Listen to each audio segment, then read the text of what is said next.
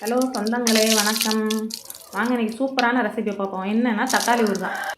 அதுக்கு ஃபஸ்ட்டு நம்ம தக்காளி வாஷ் பண்ணிட்டு வந்துடுவோம். இந்த ஏரியா நல்லா இருக்கா, நீங்கள் ஆல்ரெடி பார்த்துட்டு ஏரியா தான். அப்போ நம்ம வந்து தண்ணியில் தக்காளியை வேக வைக்கணும். போட்டுட்டு அதை மூடி வச்சிட்டோம்னா அது கொஞ்சம் நேரம் வேகட்டும். வெந்ததுக்கப்புறம் அதை வந்து நல்லா வெந்துடணும். தக்காளி அப்படியே நம்ம மசிக்கிற அளவுக்கு வெந்துடணும். வந்துருச்சுன்னா அது ஒரு நிமிஷத்தில் வெந்துடும். தக்காளி வெந்தோடனே எடுத்துடணும். எடுத்துகிட்டு இது வந்து இந்த தடவை நம்ம பிளாஸ்டிக் பவுல் யூஸ் பண்ணிட்டோம். ஒன் டைமே யாரோ சொன்னாங்க, நம்ம ஒரே நாளில் இது வீடியோலாம் எடுத்தது. அதனால் இது அப்படி இந்தமாரி பிளாஸ்டிக் பவுல் யூஸ் பண்ணல. ஓகே, அதை நல்லா மசிச்சு விட்டுறணும்.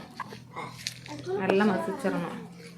மசிச்சுட்டு அதில் புளி போடுறத காட்ட மறந்துட்டேன். புளி அந்த கருப்பில் இருக்கு பாருங்கள், புளி உப்பு ரெண்டும் போட்டு மிக்சியில் வந்து நல்லா அரைச்சிடணும். அதாவது நைஸாக அரைச்சிடணும். திப்பி இல்லாமல் நல்லா அரைச்சிடணும்.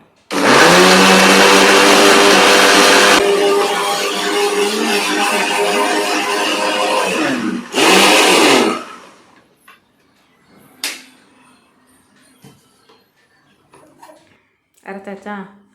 நல்லா எப்படி பார்க்குறதுக்கு எப்படி இருக்குது, பப்பாளி பழம் ஜூஸ் ஆகிட்ருக்கா. அப்புறம் எண்ணெய் ஊற்றி கடுகு போடுறோம். கடுகு நல்லா பொரிஞ்சதும் பொரியட்டும். கருவேப்பிலை போடுறோம். கருவேப்பிலை இந்த அரைச்சிட்டு வந்த தக்காளி ஜூஸ் இருக்கு இல்லைங்க, அதை ஊற்றிட்டு மிளகாத்தூள், நாங்கள் கொஞ்சம் காரமாக தான் சாப்பிடுவோம், அதனால் கொஞ்சம் எச்சா போடும். அப்புறம் தக்காளி அது உங்களுக்கு கலருக்கு அப்படி தெரியுது, நீங்கள் போட்டுக்கலாம். அப்புறம் வந்து சீரகத்தூள், பெருங்காயத்தூள், அதுக்கு முன்னாடி கொஞ்சம் வெந்தய பொடி போட்டாங்கன்னு நினைக்கிறேன். எல்லாம் போட்டு நல்லா மிக்ஸ் பண்ணணும். கொஞ்சமாக போடணும் வெந்தயப்பொடி. மிக்ஸ் பண்ணிவிட்டு நல்லா கொதிக்க விட்டுறணும்.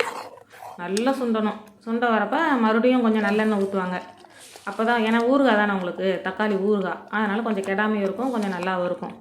அதனால் நல்லா கொதிக்கட்டும். இது என்ன பெனிஃபிட்னா, நம்ம இதை செஞ்சு வச்சிட்டோம்னா வெளியே வச்சாலும் ஒரு 10 நாளைக்கு வச்சுக்கலாம். இந்த மழை காலத்தில், வெய்ய காலத்தில் மட்டும் சீக்கிரம் கெட்டு போகும்.